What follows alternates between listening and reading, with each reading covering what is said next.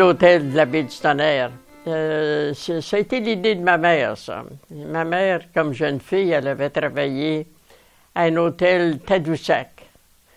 Et puis après qu'elle a marié mon père, il venait à la baie du Tonnerre, puis ça lui faisait penser à l'hôtel de Tadoussac, au bord de l'eau. Puis alors, elle a eu l'idée, elle dit à mon père, « Pourquoi est-ce qu'on bâtirait pas un hôtel?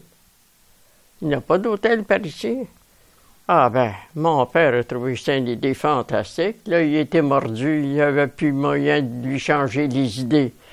Il s'est décidé de construire l'hôtel. Mais la vie était bien différente à ce temps-là. C'est en 1934. Mon grand-père avait le terrain. Ensuite, quand il est décédé, ça a été laissé à mon père.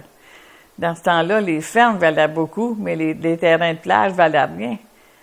Ah non, ça valait rien, ça. Ça fait que mon père a pris la baie parce que ma mère avait l'intention d'un hôtel.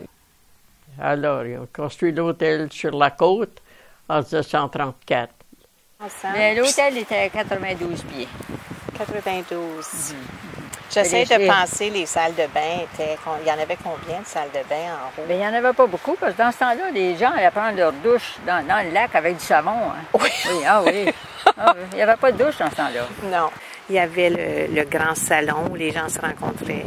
Et puis la salle à dîner, belle salle à dîner, avec vue sur la baie, puis un service des bons repas, 3 fois par jour, servis par des belles filles de La Fontaine.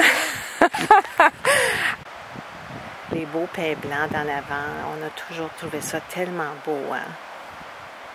Le pain que tu vois ici, le pain blanc, le perron de l'hôtel a été construit autour du pain. Alors, il traversait le perron en avant, où les gens s'assoyaient dans leurs chaises versantes pour voir la belle vue du soir. Là. L'annonce s'est faite par les premiers clients. Ils ont répandu ça partout à Toronto. Comment est-ce que c'était beau à la baie du Tonnerre. Alors, ça n'a pas pris de temps que... Il fallait refuser. On n'avait pas assez de place. C'est aussi beau que Miami Beach. C'est aussi beau que Wasaga Beach. Ah oui, tout le monde aimait bien la plage. Et puis... Des belles filles de La Fontaine.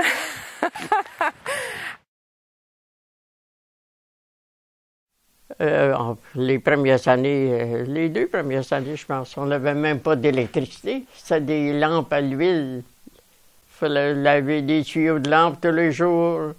Et puis, c'était de l'ouvrage. Ah ben moi, j'ai commencé à travailler là quand j'avais 12 ans, je suppose. J'étais pas bien vieille, mais les jeunes dans ce temps-là, ça travaillait pas mal jeune. Avant de déjeuner, mon père et moi, on s'assoyait au sous-sol et on pelait des patates. Dans le plus gros de la saison, on a pelé jusqu'à 50 livres de patates avant de déjeuner. Mais je m'en souviens qu'elle commence quand on a lavé de la vaisselle, l'enfant, là. Lavé de la vaisselle, puis lavé le linge, on a bien travaillé. Ensuite, la boucherie. Quand mon père est tombé malade, j'avais appris pas mal avec ma mère. Et puis quand il est tombé malade, c'est moi qui étais le boucher. Alors, les repas étaient exceptionnels. Ben oui, j'espère. Oui. Ou bien que les gens n'étaient pas difficiles, mais... non, les gens... Ouais. Au prix de 10 $ par semaine de chambre et pension, là, les premières années, là. Imagine. Il y a un homme, quand il est parti, il dit, je pense que je vais m'emmener une petite chaudière de sable, il dit, pour mettre dans mon lit. Il y avait toujours du sable dans ses draps. Les gens avaient du sable après leurs pieds, puis quand ils se couchaient, il y avait du sable en masse dans le lit. Dans ce temps-là, il n'y avait pas de télévision, il n'y avait pas grand-chose. Hein. Alors, le soir, je jouais du piano, puis tous les touristes chantaient. On chantait tous les soirs. Et puis, je me suis fait des amis.